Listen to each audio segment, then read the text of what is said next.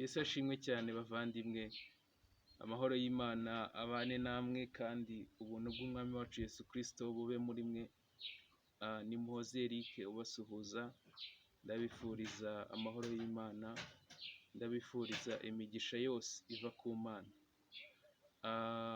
Ndabakunda kandi turabasengera cyane aho muri, turabizi ko mudukurikira muri benshi. Imana irusheho kubagirira neza kandi nimukomeza kubaha Imana, nimukomeza kugendera mu nzira z'Imana, nta kabuza Imana izabasubiza ibyo muyifuzaho kandi Imana izabakorera ibikomeye mu mibereho yanyu ya buri munsi. Muri iyi nyigisho Mwuka yaduhaye ijambo rivuga ku bintu umukristo akwiye gukora buri munsi. Ibintu umukristo akwiye gukora buri munsi dusabwa n'Imana. Hari ibintu buriya ushobora gukora bigatera Imana guhindura byinshi mu mibereho yawe. Hari ibintu ushobora gukora mu buzima bwawe bigatera Imana kuzuza icyo yakuvuzeho, bigatera Imana gusohoza icyo yagambiriye ku buzima bwawe. Ikintu cya mbere ni gusenga buri munsi, gutangira umunsi wawe n'isengesho. Mu gihe abandi batangira umunsi wabo bareba amamesaje baboherereje, ndakwifuriza, nakugira inama, naguhitiramo gutangira umunsi wawe usenga, ukaragiza Imana umunsi wawe. Ibyo nubikora, Imana bizayitera kumva yuko nta kindi wishingikirijeho, kumva yuko nta kindi utumbiriye atari yo. Biyitere guhindura byinshi mu buzima ubayemo, biyitere gukora ibikomeye mu mibereho yawe. Nutangira umunsi wawe n'isengesho, bizatuma Imana ikora byinshi mu buzima bwawe.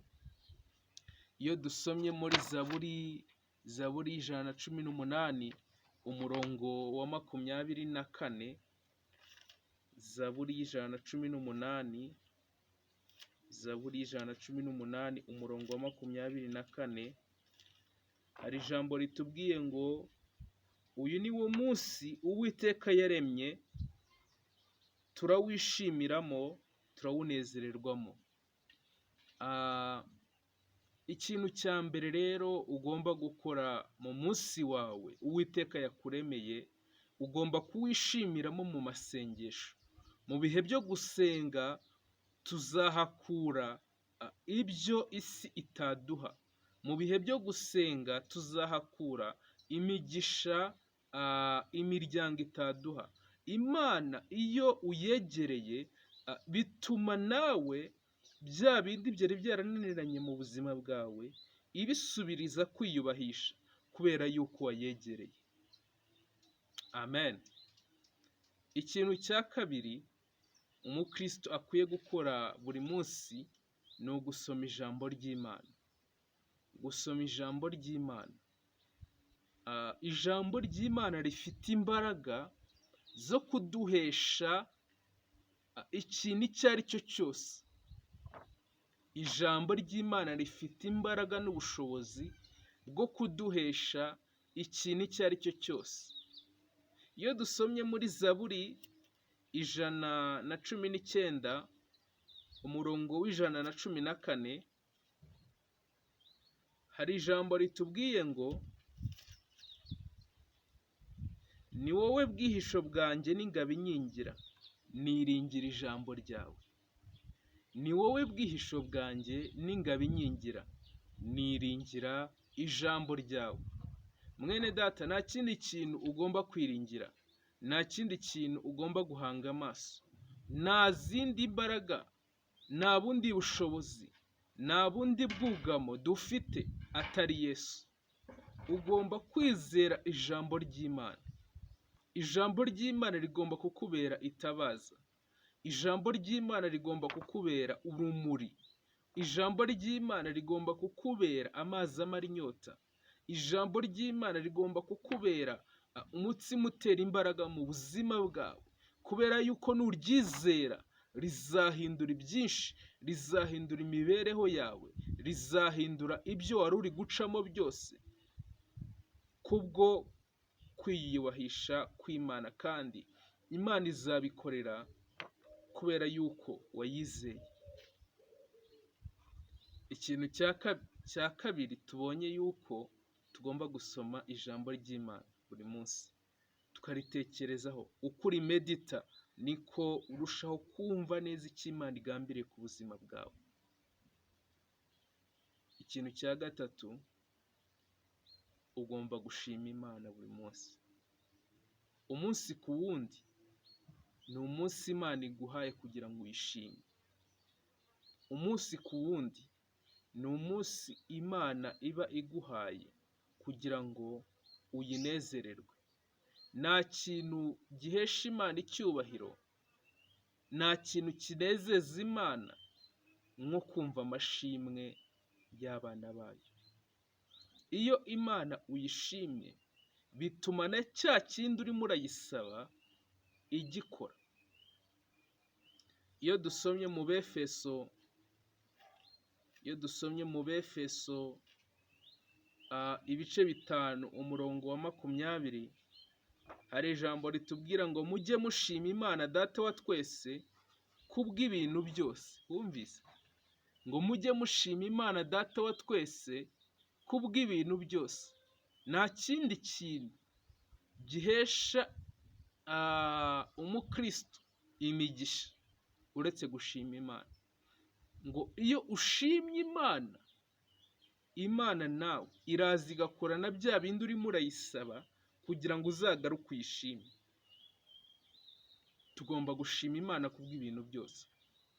Tugomba gushima Imana kubw'Imana y'ubuzima. Tugomba gushima Imana kubw'imigisha iduha buri munsi.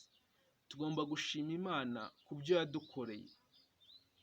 Icyo ni ikintu cya gatatu ugomba gukora kugira ngo ushime Imana. Uheshe Imana icyubahiro buri munsi. Ikintu cya kane ni uguca bugufi. Nuca bugufi mu bo mubana, nuca bugufi mu bakuzi bose, uzaba uri gukora ubushake bw'Imana. Uzaba uri gukora icyo Imana yakugeneye. Uzaba uri gukora icyo Imana yagambiriye ku buzima bwawe. Ikintu cya gatanu ugomba gukora umunsi ku wundi ni ukwibuka ibyo Imana yagukoreye. Iyo dusomye muri Zaburi ya 77 umurongo wa 11, hari ijambo rivuga ngo maze ndavuga ni umurongo wa 12, hari ijambo rivuga ngo nzibutsa abantu ibikomeye Uwiteka yakoze, kuko nzibuka ibitangaza byawe bya kera. Wumvise? Ugomba guhamya imirimo y'Imana ku buzima bwawe. Ugomba guhamya ibyo Imana yakoze ku buzima bwawe, ukabihamiriza abatazi Imana. Ikintu cya gatandatu ugomba gukora umunsi ku wundi ni ugukora ibihesha Imana icyubahiro. Gukora ibishimwa n'Imana. Gukora imirimo Imana yishimira. Imana izakwishimira nukora ibyo ishaka ku buzima bwawe. Nukora ibyo ishaka mu mibereho yawe, Imana izakwishimira. Ikintu cya karindwi ugomba gukora umunsi ku wundi ni ugukumbura ijuru. Gukumbura gakondo yacu. Tugomba gukumbura iwacu. Mu isi si iwacu, turi abagenzi. Kandi icyo Imana yifuza ni uko twayinezeza mu mibereho yacu. Icyo Imana yifuza ni uko twarushaho gukumbura aho tujya. nunezeza Imana, nukiranukira Imana, bizatuma iguha iherezo ryiza. Ugomba gukumbura ejo hawe kandi ugakumbura ubuzima tuzabamo tugeze imbere y'Imana. Ugomba gutekereza ejo cyane, ugatekereza ese Mana, niki urimo uranyifuzaho, niki urimo urifuza ku buzima bwanjye kugira ngo nzabone ubugingo bw'iteka. Ikintu cya nyuma aricyo cya munani tugomba gukora buri munsi ni ugukunda abandi, gukunda bagenzi bacu. Iri ni itegeko rikomeye Imana yahaye umwana w'umuntu. Nukunda mugenzi wawe uzaba wujuje icyo Imana yagennye ku buzima bwawe. Reka dusenge. Mana ikomeye, Mana igira neza, Mana y'ubushobozi n'ubutware, ndagushimye, ngushimiye kubw'ijambo ryawe. Ndakwinginze Data mwiza kugira ngo uhe umugisha uyu muvandimwe, umwiyereka mu mibereho arimo, umunezeze kandi umube hafi.